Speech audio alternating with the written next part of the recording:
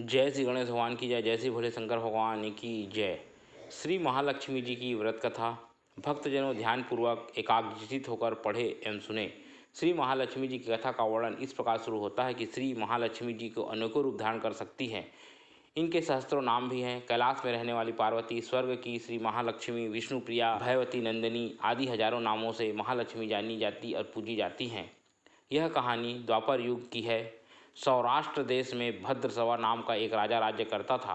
वह काफ़ी पराक्रमी, वीर, 4 वेद, 6 शास्त्रों के ज्ञाता और 18 पुराणों का ज्ञान उसे प्राप्त था। उनकी एक अति सुंदर रानी सूरज चंद्रिका, वह सुंदर, लावण्यमयी, सुलक्षणी और पतिव्रता रानी थी। राजा की 8 संतानें थीं, जिनमें से 7 पुत्र और एक कन्या थी। कन्या अति सुंदर और गुणवान थी। उनका नाम श्यामबाला था। एक दिन महालक्ष्मी जी के मन में विचार बना कि क्यों नहीं राजा के राजगृह में जाकर निवास करें। फलस्वरूप लक्ष्मी जी ने भेष बदलकर, वह एक बूढ़ी स्त्री के रूप में थी, हाथ में लाठी थी, ऐसा भेष बना हुआ महल की तरफ चल पड़ी और फिर रानी सूरज चंद्रिका के महल के गेट के पास जाकर रुक गई। द्वार पर खड़ी रानी की एक सेविका ने पूछा, माता आप कौन हैं और किस प्रयोजन से यहाँ पधारी हैं? कोई दुख तकलीफ हो तो बतावें, मैं महारानी जी से कहकर आपके दुखों को दूर करने की कोशिश करूंगी। लक्ष्मी जी मुस्कुराई। सेविका की बातें उन्हें अच्छी लगी। इस पर वह बोली, बेटी मेरा नाम कमला है, मेरे पति का नाम भुवनेश है, हम लोग द्वारकापुरी में रहते हैं। तुम्हारी रानी पूर्व जन्म में एक वैश्य की पत्नी थी। वह वैश्य बहुत गरीब था। घर में खाने पीने की परेशानी के कारण रोज रोज दोनों के बीच झगड़ा हो जाता था। इससे दोनों बहुत दुखी थे। पति मारपीट करता था। इससे स्त्री बहुत दुखी हुई और एक दिन वह घर छोड़कर वन में आ पहुंची और बिना खाए पिए ही वन में घूमती रही। अंत में थक हार कर एक पेड़ के नीचे बैठकर रोने लगी। मैं उधर से गुजर रही थी, उसका दुख मुझसे सहा न गया। मैंने उसका दुख जाना और उसे श्री लक्ष्मी जी की कथा सुनाई, जिससे उसके दुख दूर हो जाने वाले थे। जिस प्रकार से मैंने कथा सुनाई थी और व्रत बताया था, उसी प्रकार से तुम्हारी महारानी ने व्रत, कथा और पूजा अर्चना की, जिससे महालक्ष्मी जी प्रसन्न हो गई और इस प्रकार उनके दुख दूर हुए। घर सुख संपदा से धन धान हो गया। बहुत समय तक सुख भोगने के उपरांत अंत में निधन हुआ। महालक्ष्मी व्रत करने के कारण दोनों को लक्ष्मी लोक में स्थान मिला और उनके द्वारा की गई महालक्ष्मी पूजा के प्रताप से उन दोनों का राजघराने में जन्म हुआ। लेकिन इस समय रानी महालक्ष्मी व्रत और पूजा अर्चना करना भूल गई है, वही याद दिलाने आई हूँ। यह तो बहुत अच्छी बात है माता जो आप यहाँ आ गई। मैं महारानी जी को याद दिलाऊंगी। कृपा कर आप मुझे व्रत की जानकारी दें कि यह व्रत कैसे करना है। सेविका की बातें सुनकर महालक्ष्मी जी ने उसे व्रत करने के विषय में बतलाया। सेविका ने सारी बातें जानकर रानी को कह सुनाई।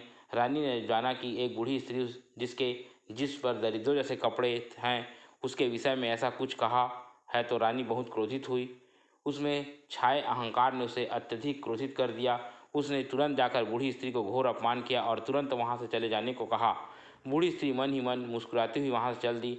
रानी यह नहीं जानती थी कि बूढ़ी स्त्री कोई और नहीं, महालक्ष्मी है। जानती होती तो ऐसा व्यवहार कदापि नहीं करती। महालक्ष्मी वापस अपने निवास के लिए लौटने लगी। रानी की यहाँ ऐसी स्थिति में वह रह नहीं सकती थी।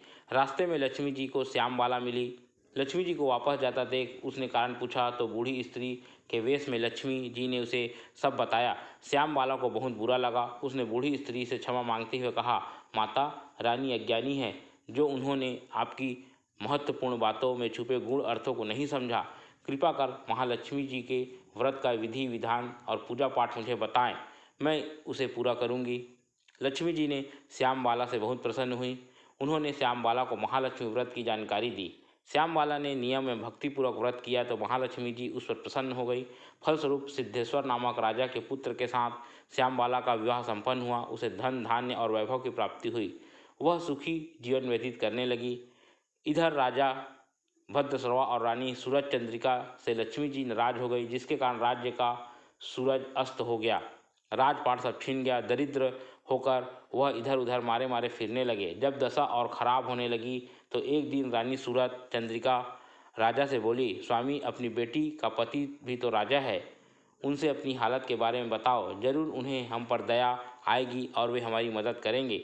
रानी की बात सुनकर भद्रश्रवा अपनी बेटी श्यामबाला के राज्य में आ गया और तालाब के किनारे बैठकर विश्राम करने लगा। थोड़ी देर पश्चात श्यामबाला की दासियां वहां जल भरने आईं। भद्रश्रवा को देख उन्होंने उसके विषय में जाना पूछा और जब दासियों को यह पता लगा कि भद्रश्रवा श्यामबाला के पिता हैं, तो उन्होंने तुरंत यह समाचार रानी श्यामबाला को जाकर कह सुनाया कि दीनहीन अवस्था में महारानी जी के पिताजी तालाब किनारे बैठे हैं। श्यामबाला तुरंत उन्हें लिवा कर लाई, उनका आदर सत्कार किया, पहनने के लिए वस्त्र दिए, मिठाइयाँ और अच्छे अच्छे पकवान खिलाए। भद्रसरवा कई दिनों से वहाँ रहे और जब जाने की इजाज़त मांगी तो श्यामबाला ने उन्हें पीतल के घड़े में धन भर कर दिया। खुशी खुशी भद्रसरवा अपने घर आए। रानी सूरज चंद्रिका को सारा वृत्तांत कहा और फिर अब घड़े में से धन निकालने लगे तो धन के स्थान पर घड़े में कोयले भरे देख दंग रह गए। श्यामबाला ने उनकी आंखों के सामने धन भरा था। दोनों हैरान परेशान अपने भाग्य को कोसने लगे, लेकिन तब भी उनके मस्तिष्क में यह बात नहीं आई कि महालक्ष्मी जी उनसे कुपित हो चुकी है। कुछ समय पश्चात सूरज चंद्रिका श्यामबाला के घर पहुंची। श्यामबाला महालक्ष्मी पुराण का व्रत कर रही थी। वह दिन था अघन मास बृहस्पतिवार। श्यामबाला ने सूरज चंद्रिका से ही व्रत करवाया। सूरज चंद्रिका महालक्ष्मी पुराण व्रत कथा को जानकर घर लौट आई। उसे अपनी भूल का एहसास हो गया था। घर आकर उसने राजा भद्रसरवा से सब कुछ कहा और फिर दोनों ने मिलकर पूरी श्रद्धा और भक्ति भाव से नतमस्तक होकर महालक्ष्मी जी का व्रत किया, पूजा पाठ अर्चना की और उन्हें लक्ष्मी जी की कृपा से सब कुछ पुनः प्राप्त हो गया। कुछ समय पश्चात श्यामबाला सूरज चंद्रिका के पास आई और अपने माता पिता की स्थिति सुदृढ़ देखकर उसे अति प्रसन्नता हुई। बोलो माता महालक्ष्मी की जय।